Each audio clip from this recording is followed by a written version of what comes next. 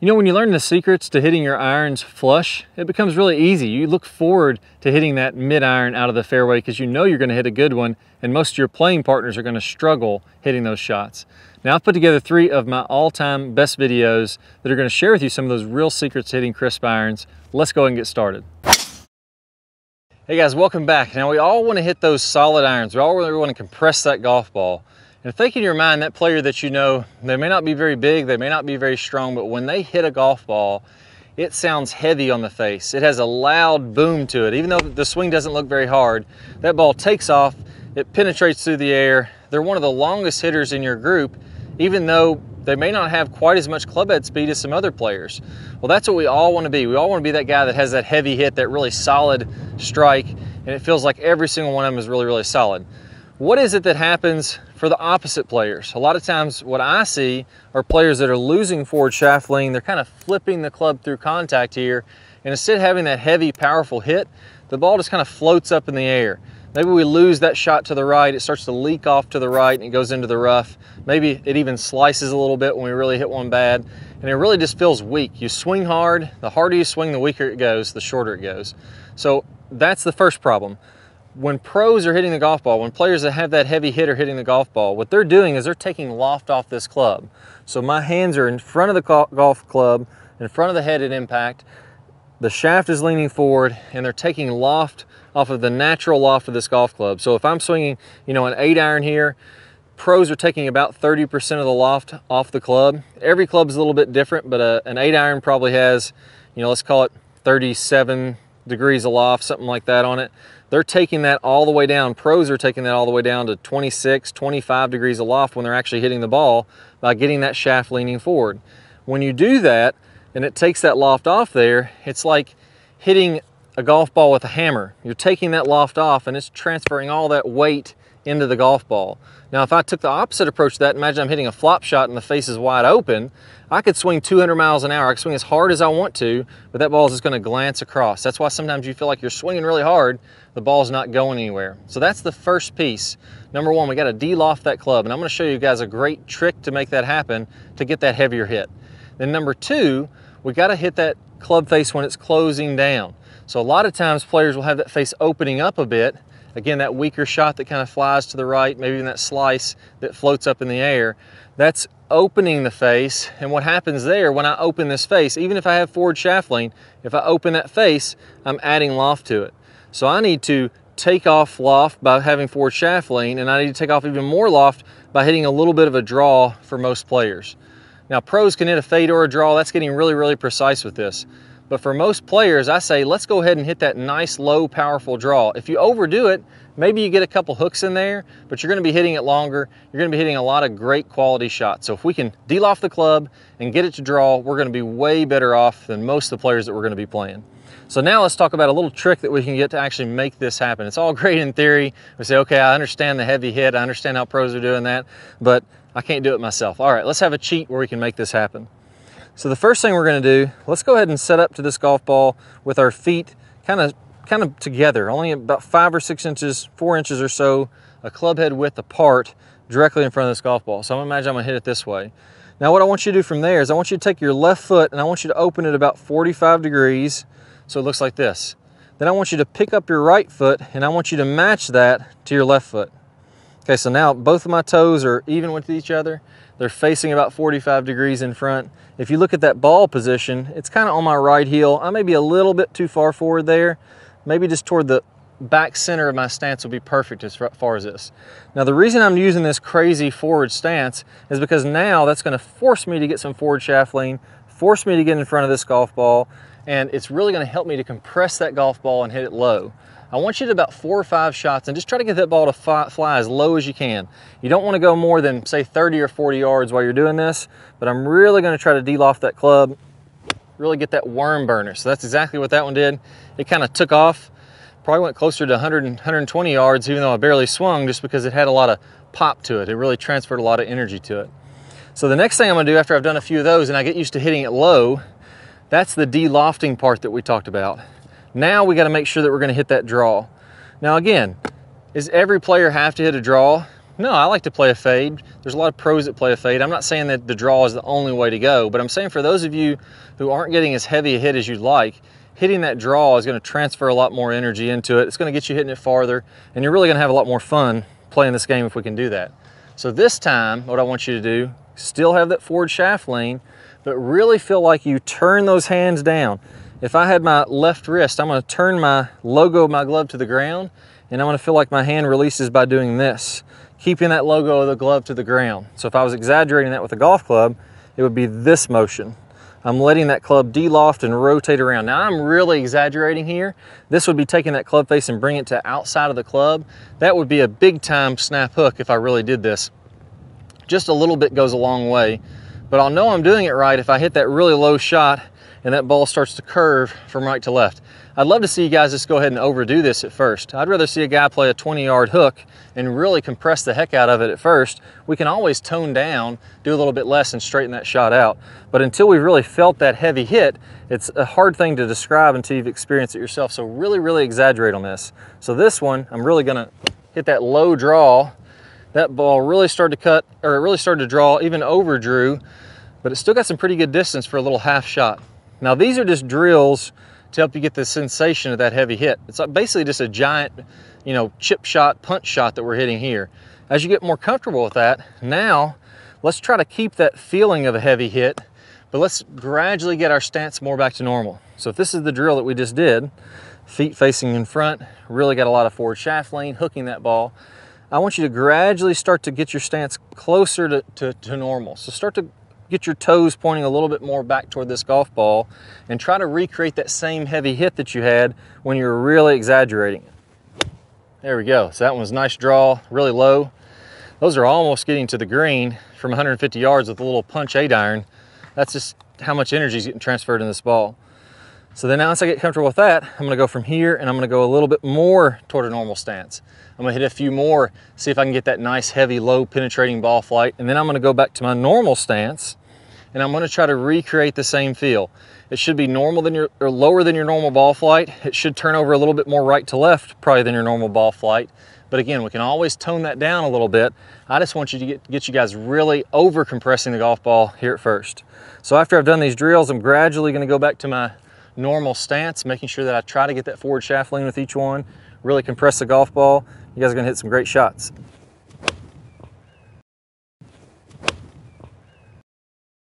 All right, I got my pitching wedge out here with the 150-yard marker, and I'm gonna talk about one of the most powerful drills that you can do to get the most distance out of your irons. And it's actually really counterintuitive. I'm gonna feel like I slam my club into the ground, kind of where this orange stick is going. And then I'm gonna rotate through just like the pros are doing, and I can get some crazy distance. I can't wait to share it with you because I know it's gonna be one of the best iron drills that you'll see. Let's go ahead and give it a whirl. There we go, hit that one good. Q's got my Flight Scope X3 radar out. What do we see with the distance there? 157.5. So 157 yards of the pitching wedge. I can't wait to show you how to get that same kind of power in your swing. All right, so let's talk about one of the things that I see that just kills everybody's swing speed with their irons. And what happens here is we turn off our body. We don't get a lot of rotation through the shot. I see almost all players doing this. Then the hands and arms have to take over and kind of flip and push the club past their body. Ideally what we'd have is tons of lag, really load the angle of this club up, and then rotate on through the ball as fast as we can. And as that lag releases, it's gonna be releasing in front of the golf ball. That gets the whip of the lag release, that lag releasing through the shot. That gets that club to kind of whip through contact and also gets you all the power from your body rotating through. Let me go ahead and walk you through kind of an intuitive or counterintuitive drill that's actually going to get you these correct feelings. I promise you, you've probably never seen this before, and it's definitely not something that you would have come up with on your own. It was always surprising when I first saw this drill. So this is a drill from Harry Vardon way back, I don't know what it'd be, late 1800s, early 1900s when Vardon kind of came on the scene. The drill from a couple of his books. I've seen this drill mentioned a few times online, but it's a really cool drill. Basically what you would do is set up with your golf ball, normal stance, normal ball position, and then I would put kind of a club going down the target line toward where I'm hitting the golf ball through the center of my feet. That's going to be kind of where the center of this would be.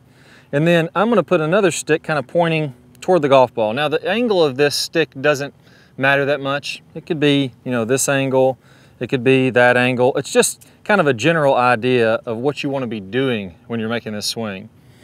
Now, what I'm going to be feeling here is I'm going to feel like as I make my downswing, my body's going to rotate open. I'm letting my body whip on through, but I feel like I'm slamming my club and arms down, kind of lined up with this orange stick. So I'm slamming my arms down and I'm rotating through, and that's what squares it up. Now, a great way to feel this, if you have an impact bag, you can see just how powerful this is if I set this impact bag kind of on the intersection of that, and now when I set up to do this drill, again, I'm gonna feel like my hands and arms as I swing are just slamming this club down into the ground as hard as I can.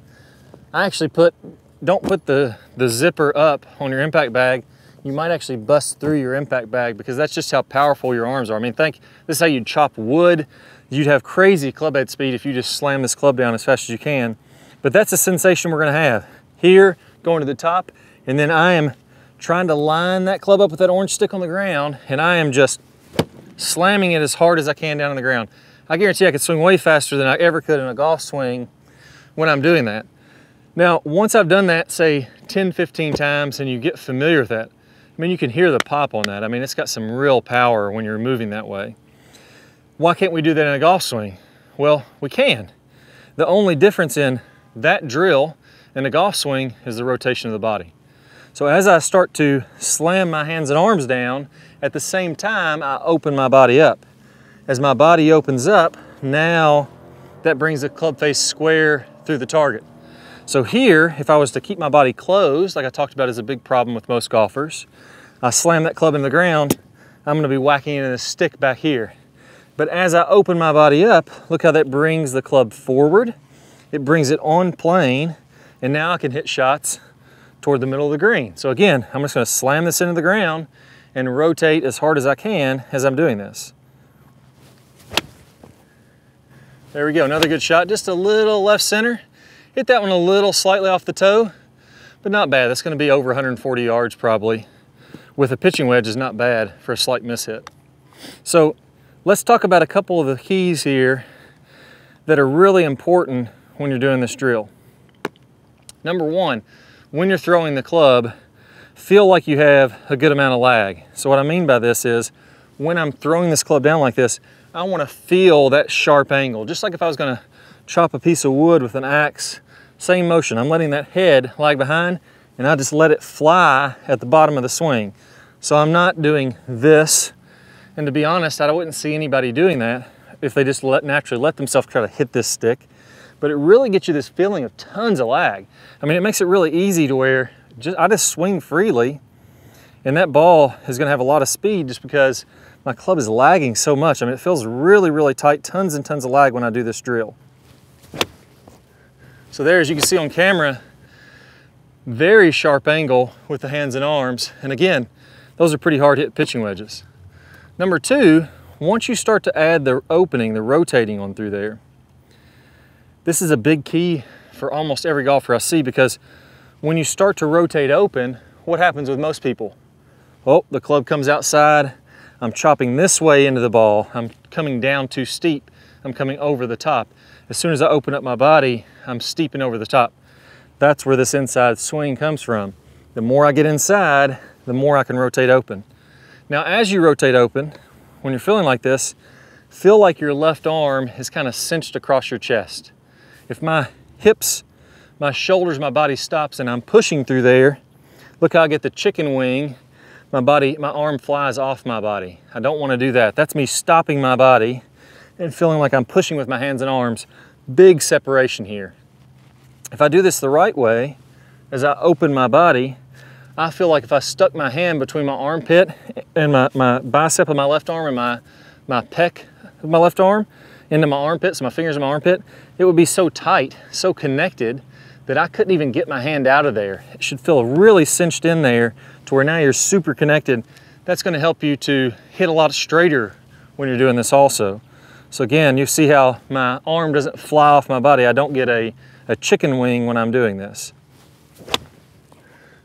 There we go. And you see how I rotated all the way on through the shot. That's a lot of that because I'm coming through the ball. I'm opening up. I don't have to worry. I can open up as much as I want because the club is inside. Now it's tracking right down the line. Now, number 3, what happens if I hit too far behind the golf ball? So a lot of times, let's go ahead and get rid of these sticks. You get the idea of the drill. A lot of times when you start to go more from the inside, that gets you wanting to hit behind this golf ball. The piece we just talked about is going to help with that. If I get this tight and I rotate everything open, that's going to, again, instead of me grounding out back here, that carries the club forward and it carries my divot in front of the golf ball every single time. If I was to close my eyes, I would still be able to hit that divot in front without even looking at the golf ball. It's just the natural momentum of my body is carrying it out in front. Number 2, I want to feel like I get a little bit of a weight shift as I'm doing that. So now as I open up, everything's going to be in front of the golf ball. My divot is going to be in front of the golf ball. So as you're doing this, weight to the left, and again, focus on pinching that arm as you rotate. That's going to bring your divot out in front of this golf ball every single time. So feel like as you start your transition, even though you're throwing back here, your body is opening and getting up here. So it's two kind of polar opposites. One, your arms are throwing this way and your body's opening that way. When you put both those together, that's what kind of gets that slingshot approach to this drill. So let's go ahead and hit one more. Notice how the divot is going to be in front of the golf ball. There we go, and that one was really long, maybe one of the longer ones that I've hit because it was nice and solid. That one went all the way to the back of the green. What was the distance on that one, Q? 161.2. That's the longest one on there. So I'm telling you, if you do this drill, you're going to be able to, maybe you won't hit 160-yard pitching wedges, but I bet you'll hit them 10, maybe even 15 yards farther than you are now. Now, one sneak peek into something that I didn't hit on very much here, but I think is a really cool side effect of this. Whenever you open up your body, so if I get my body rotating open, notice how that gets my hands farther in front of this golf ball. When I rotate my body open like that, my hands are going to be leading and I'm actually taking a little bit of loft off this club. That's going to get me higher ball speeds and that's going to get me more distance. I'm going to even exaggerate that here and you'll see how my hands are leading the way coming through contact. There we go, and I see I hit that one really hard, but I took some loft off of it, and again, that one's going to be toward the back of the green, probably mid 150s on the flight there. But it wasn't because I was flipping. I had this secret kind of opening up, and that got my hands leading in front. So follow that key, and I guarantee you're going to hit some of your farthest iron shots ever. Hey guys, welcome back to Top Speed Golf. I'm Robin Rosado, and today I got a great video for you to help you hit your iron solid. So let's go and get started. All right guys, hitting your iron solid. Well, let's go and first take a look at the most common thing that I see when people are really struggling at hitting their irons, or really anything for that matter. And the most common thing we see in golf is that people are going to come into it flipping the golf club. So that's when this club head is now beating my hands. You know, I think I talked to a lot of people, and the reason why they do that is because they see all these tour players or guys on the range hit it really high. So by us flipping at it does create more loft in the golf club. But the reason why you're struggling hitting it solid, so maybe it's chunk or thin, maybe every once in a while you hit it pretty good, it's all on timing. Because if you're flipping at it, whether it's too early, maybe you're hitting the ground beforehand, or if it's too, again, probably too early, then you're catching too thin. So there's a lot of compensation going on when we're flipping at the golf ball. So our goal here today is to create more shaft lane and impact. So that's when the hands are leading the club head and we're compressing the ball pretty good. But I'm going to talk about two things. The first one being what's happening with our lower body, and the second one being what's actually happening with our hands at impact to help us get this nice shaft lean at impact and compress the ball and hopefully have you hit the ball more solid. All right, so the reason why we want to talk about our lower body is because it's important to get our lower body out of the way. That's one thing I want you to remember. Because if my hip stays square at impact and all this speed is coming down my hands and the club head, and my hip stays square, my hands and club head are going to want to pass my body. So either if I say to you, let's create more shaft lane, or you're feeling that, well, there's a good chance you're going to hit it way out there to the right and not all that great if my hips are square. So then what you're going to do is they stay square, the club head's now going to come in passing those hands, and then you're flipping at it to try to hit it solid or maybe try to hit it high. So you've always heard the term, oh, keep your hips up on that wall. You want to get into your posture, imagine a wall behind you here, and you want to keep your hips up on there. Well, that's not wrong, but I'm going to tell you something that I'm sure you've heard a ton of, but we want to keep our hips individual.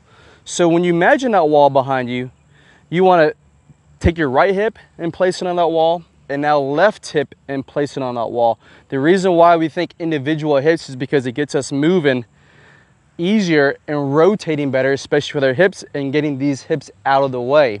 So the drill I actually want you to focus on, I want you to grab an alignment stick, set up to the golf ball like you normally do, and place the alignment stick right on the back, your back front foot heel, and you should feel pressure onto your front hip here. So I feel it on my left back pocket here. So when I'm rotating back, my right hip would be hitting that wall behind me, but on the way down, I want to feel like my left back pocket is pushing this alignment stick back, not just keeping it there. I want you to feel like you're pushing that alignment stick backwards.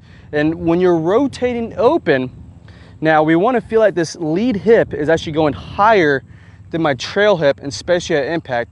On average, our lead hip is about 20 degrees higher than would be my right hip at impact. So as you're coming down, go ahead and crush that alignment stick away from you, crush that wall behind you, and that left back pocket and your left hip is opening way up. So now you're setting yourself up to having free hands at impact, so then you can create a ton of shaft lean. So go ahead and do, without even hitting the ball, go ahead and do about 50 just practice swings, just feeling this left back pocket, crush that wall behind you, press up against that alignment stick, so then you're creating new muscle memory easy that way. All right, so we just got our hips out of the way. Now it's gonna make it really easy for us to create some shaft lean with our arms and our hands. So this drill, which is my favorite drill, I saw Brooks Koepka using it, one time or a few times, and obviously it's done really well for me. He just won the US Open. So what we're gonna talk about here is low hands. When we're flipping at it, what I see a ton of, if you look here from the down the line angle, you notice my hands get pretty high. This would be high, this would be low. So we're flipping at it, hands are coming in really high. The feeling I want you to have is the hands are coming in low into impact. You notice here that I'm able to still store up a decent amount of lag coming into that golf ball. And then obviously, we release it coming into impact. So how do we do that? How do we get these lower hands? Well, you're gonna set up to like you normally do. And I want you to place an alignment stick. You're gonna be about a foot outside of this ball you're hitting here, and just in line with my back foot. And I'm gonna place this about a 45-degree angle into the turf as best as I could. You'll notice if I come down in the impact, if I flip at it, you can see where the club is gonna hit this alignment stick. And if I come in with low hands below this alignment stick, you're gonna see that I'm still able to maintain my lag and the golf ball, and then when I release it, I have a decent amount of shaft lean at impact. So low hands, as you're coming down into impact, I want you to get the feeling of your right hand. We call this extension in the right hand. So when we're coming down, I want you to feel like the right hand is petting the turf, or the whole palm of your right hand is brushing the turf on the way down. Of course, this is an over-exaggerated feeling, the whole palm going downwards, but this is a good feeling to help you feel like you can maintain your lag as you come down and help those hands come in low. You'll notice here that my hands are going right above my knees here, and then I'm able to deliver the club face with a decent amount of shaft lean. All right, so let's go ahead and pair the two drills here. Hips being open, hands coming in low. So the things I want you to focus on is when you're coming in down to your downswing, yeah, you're feeling, remember, my left back pocket is crushing this wall behind me as my left hip is going higher, and then my hands are coming in lower. But now, as you approach the golf ball, remember, as this hip goes higher, these hands, I want you to feel like there's a string attached to the butt in your club here to your left hip. So your left hip is pulling that butt end of the handle through impact, and as my hip rises, my hands also rise. You'll see that if my hands rise, I deliver a good amount of shaft lean. My angle of attack isn't too steep down on the golf ball. So the feeling I want you to have as you come into it, you're rotating open. This is coming and pulling with my left hip, but maybe to help you out, try to feel like your pinky finger and your ring finger are pulling up on the handle. Again, the reason why is that so you don't deliver the club face too steep down at impact. So now with left hip high at impact and open, and my hands are decently ahead of the golf ball. Now you're ready to create some serious shaft lean. So with that being said, I want you to do at least 10 practice swings before you hit a golf ball without hitting it, and getting the feeling of low hands and opening up. And then you can feel free to go and hit one with all these sticks here, opening up, and my hands coming in low, delivering the club face pretty square and with a ton of shaft lean. All right, so now that we got you getting more shaft lean at impact, I touched on it a little bit, but we need to learn how to release all that lag and that shaft lean that we just created. So that's what Clay's gonna talk about here, the straight line release. You're gonna wanna click on that iCard, but it's the full version of that video, helping you release everything after impact. All right, guys, so good luck working on it and have fun. A common misconception I see is that we want to create lag and we just want to hold that lag all the way on through contact and get as much lag as we can coming through contact, and that's simply not true. In the release section, we're going to talk about how to turn that lag into energy, how to turn that into speed so that you can hit it very far and do it, like we mentioned, without hardly any effort at all. And as we're coming through contact, we're going to fully release this angle as we're about 45 past contact. So if I draw, a 45-degree angle, I should be looking at both arms, nice and straight, the club splitting those arms, so that by releasing the club, by getting this angle to release as we're coming through contact, that's what's going to create the speed. Our hands are moving a very short distance, our club is moving a very long distance through contact, and it creates that whip-like effect. Very different swings, hitting the exact same position. So first, let's take a look at Dustin Johnson, releasing the club 45 past. And the reason we're going to see such different swings producing similar positions is that this is the real physics of how this has to happen. Here we're looking at Sergio Garcia. Again, we're going to see tons